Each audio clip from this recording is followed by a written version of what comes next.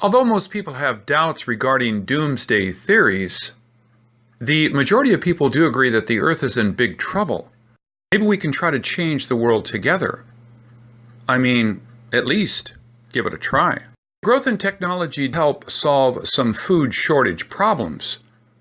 Or I should say, delay the consequences of such problems. By using pesticides, we increased food production dramatically.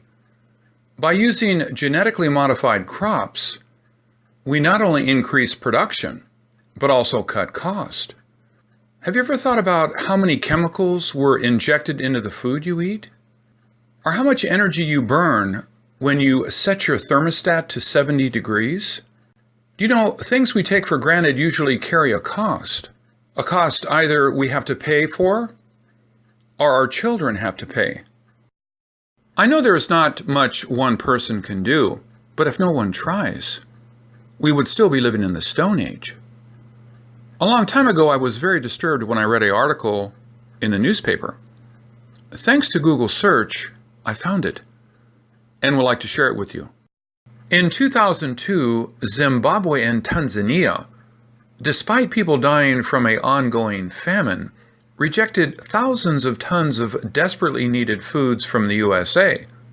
They basically are saying it is better 1 million people starve to death than eat perfectly nutritious, genetically modified food from the US.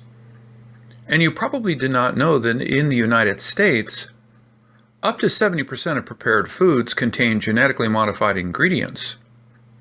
So, basically, we are eating what people dying of starvation refuse to eat when it is free. I remember I was so upset that many would die because someone made such a foolish decision without asking them first. Now, you can cast stones at me because I am just like the farmers feeding chickens with antibiotics or raising cows with hormones, right? But there is a big difference. I only support these dramatic measures when there is no other choice.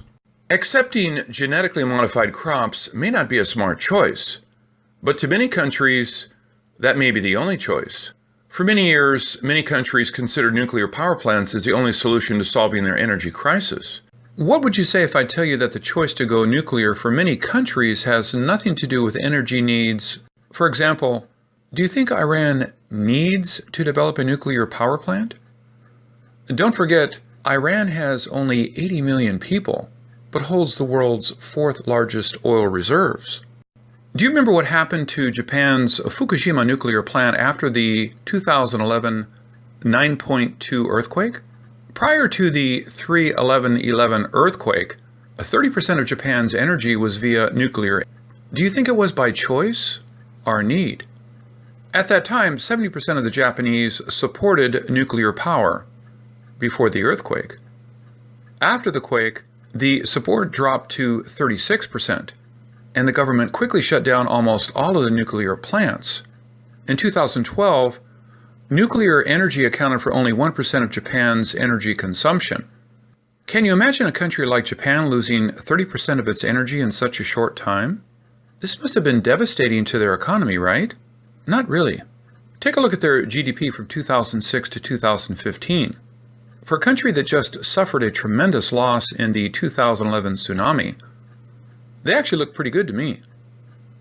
But to make up the loss of nuclear energy, Japan had to import 80% of its fuel, and the average household has paid higher prices. Electricity prices increased 19% between 2011 and 2015, and carbon dioxide emissions spiked. Compared with possible deaths by nuclear meltdown, I will say it's a small price to pay. You may wonder why Japan did not seek a cleaner, safer energy to replace its nuclear power, like hydro or solar. Well, unless you prepare years in advance, you can't expect to just turn the switch on and get clean energy. So, to continue this research, I want to try to find a country with growing energy needs, has the technology and experience with different energy sources, and offers open access to information and travel. So, I decided to focus my research in Taiwan, an island where 23.5 million people live in only 35,980 square kilometers. But with a 1.1 trillion GDP in 2015, it's a free country where people can freely vote, strike, and protest. It has subtropical weather with average rainfall of 82.7 inches and a rigid topography that would guarantee a clean hydroenergy supply. And since 69% of the island is non-inhabitable mountains, the population density is really high. So they must need clean and safe energy. It already has 3 nuclear power plants, and unbeknownst to most, Taiwan actually has a rich reserve of coal, 474 KTOE, kiloton of oil equivalent, which is 3 times Japan's coal reserve. Why will Taiwan seek nuclear power when it has so many other options? Let's take a look. Currently, there are 3 nuclear power plants in Taiwan, 30 thermal power generating units, 2 pump storage hydroelectric power plants, 46 renewable energy power plants, including the usual 41 hydroelectric power plants, and wind power plants, 5. However, more than 76% of Taiwan's power source dependency is thermal power, mostly coal, oil, gas, or other fossil fuels. So with this environmental unfriendly choice, Taiwan generates more than 170 million tons of greenhouse gas. To be specific, the thermal power sources are 37.6% coal-fired, oil 2.8%, gas 32.4%, and 3.2% cogeneration. Please note, renewable energy like hydro only accounts for 4%, plus hydro with an additional 1.4% from pumped storage hydro. No wonder Taiwan's average particulate pollution was 35 micrograms per cubic meter. That is the main reason for Taiwan wanting to build nuclear power plants, which currently are providing 18.6% of total power. You must be wondering why they have 46 hydro power plants that only generate 4% of the total energy. According to Dr. Wang, Taiwan has abundant water resources. Currently, Taiwan has about 100 reservoirs, but only 11 hydropower plants are still in operation. Most reservoirs have serious siltation problems and unable to produce the energy we need.